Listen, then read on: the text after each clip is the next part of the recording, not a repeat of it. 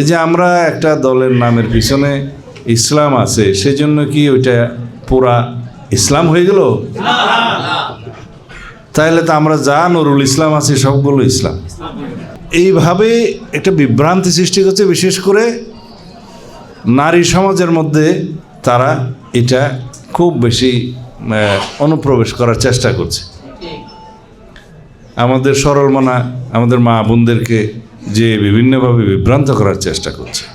যারা আলেম সমাজের উপকারের জন্য, আলেম সমাজের অর্থনৈতিক সমৃদ্ধির জন্য, সামাজিক মর্যাদা বৃদ্ধির জন্য কোনো পরিকল্পনা না দিয়ে শুধু শুধু ইসলামের দোহাই দিয়ে ধর্ম বিক্রি করা শুরু করেছে, সেটা আপনাদেরকে দেখতে হবে।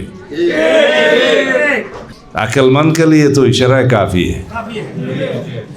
এটা আমাদের ইমানের ক্ষতি করছে বিভিন্ন ভাবে।